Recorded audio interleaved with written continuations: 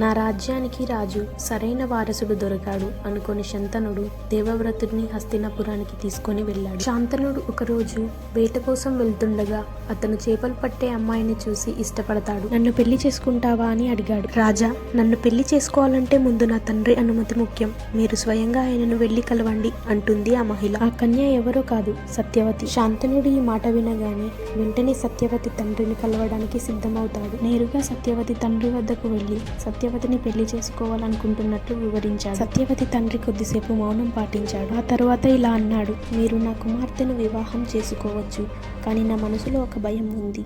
మీరు హస్తినాపుర రాజు. మీకు ఇప్పటికే గంగాదేవితో ఒక కుమారుడు ఉన్నాడు.